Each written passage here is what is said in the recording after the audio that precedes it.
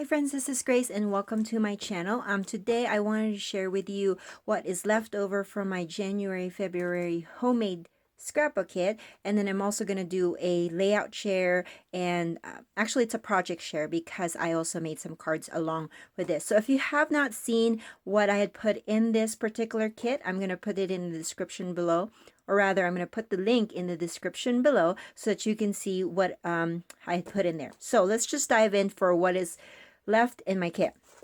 So I did manage to use some of these stickers, although I didn't use a lot, and that's just going to go back into my stash. This particular sticker wasn't part of my initial kit, but I saw myself, because I pulled it out in one of the layouts, and then I saw myself using it again a few more times, and so I kind of just decided that this was going to be kind of part of my kit, even though it wasn't put in there initially. And this is just going to go back into my stash. This is one of my favorite fonts of this particular sticker sheet from Doodlebug. It's called a Loopy Loo, and I have this in this color, brown and white as well. Okay, and so these are a few of the sticker sheets that I had wanted to use, and as you can see, I've used some but not all of them, and so I'm hoping well, I plan on just putting this back into my stash and then just using it for another time.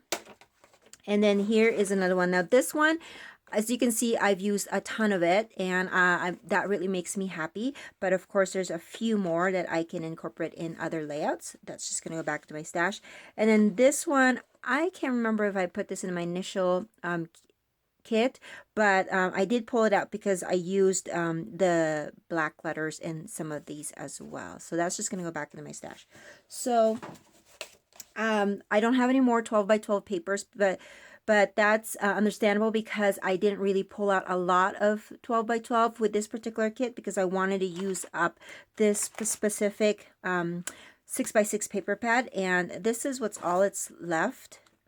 So there's just a few that I can't really, I don't have, or maybe I'm just not creative enough to kind of incorporate these kinds of bold patterns in my layouts, like cups, you know, like how can I put that into my layout unless it's actually like a coffee, or I don't drink coffee, but like a drink type of layout. So that's just going to go back into my stash, and as you can see, I have a ton of scraps that I can use for a few more projects. And then I pulled out a full 12 by 12 sheets that have 3 by 4 designs on them, and so I cut that up, and these are the ones that are left over. I have a few more cardstocks and a few vellum and stuff like that that's going to go into my scraps.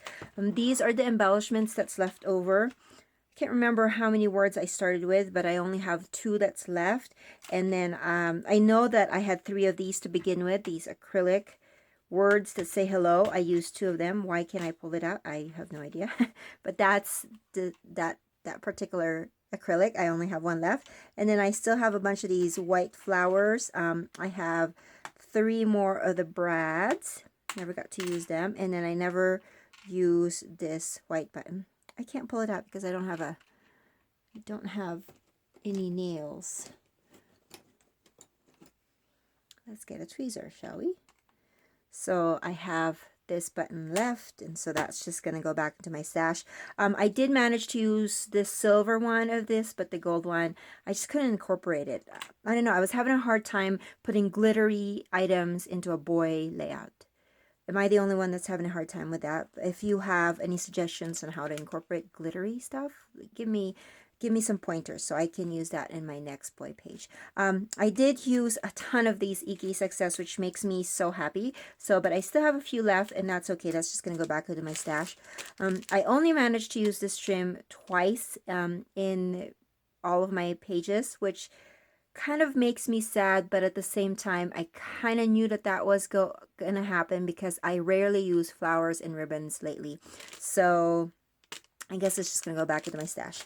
I did use these stamps a few times, not as much as I hope I would be able to use them, but I managed to make 8 scrapbook pages just single 12 by 12 pages. And so the problem with that is because I am a multi-photo scrapbooker, it's so hard to incorporate so many things when you have your photos when you have a lot of photos to work with, because I feel like I don't want to overpower, or I don't want to take away from my photos and my stories. So I try to make sure that there's a balance of products and the story and the photos. And so with that, sometimes it's hard to incorporate stamps or elements when you already have too many photos to begin with. But this is just going to go back into my stash, and I was able to use some of it. Now the washi, I still have a few. I didn't use so much of that, but that's just going to go back into my stash. So that's what's left over. I am super happy with how this kit turned out, and I plan on doing it again for March and April. So I hope that you will stay tuned for that. So now on to the projects.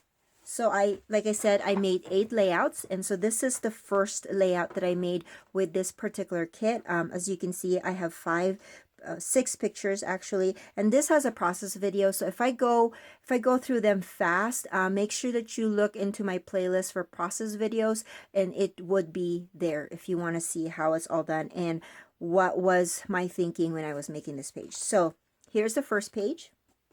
Here is the second page, and this, I would say, one of my favorites from this, and because I was able to incorporate a lot of pattern papers, and it's not your typical square layout that I kind of gravitate to normally, because that's my comfort zone, and also because there's a lot of things going on here that you can gather, and also because of the background, it's really just striking and bold, and so I like this. I might have to redo this design again in another layout. And then here is another one. This is a very quick page, and this also has a process video. I was able to incorporate 7 pictures in here, and this is one of the I think one of the 2 pages that I created using ribbons, and so that's that. And then this one has another process video to go with this page. I used smaller photos here, but I did manage to incorporate 4, and I used a lot of little things here. Starting off with the backgrounds, where I used 6 by 6 to make kind of a quadrant background, and then put all of my elements kind of in the center, putting them horizontally centered on my page.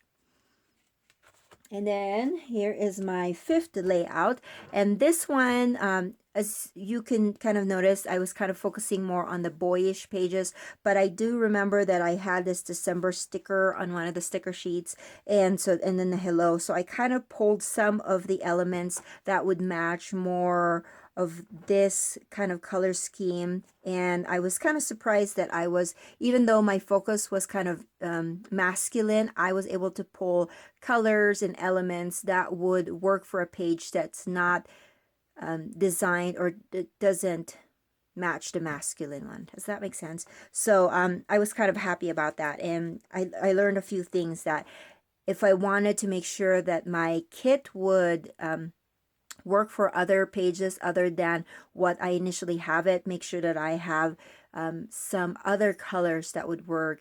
Like, say for example, a lot of my colors that I chose were blue and green, but I had some reds, and so the reds actually really worked for pages other than masculine, which worked for this one. Okay, and then this one also has a process video, and I think this was my last page that I have a process video for. I was running out of papers, or no, rather, yeah, papers, because this was one of my last ones, so I did just use the pattern paper scraps and make my large, or part of my title large, and then I just did a few kind of tucking in here and there for elements because I was running out of full-size papers.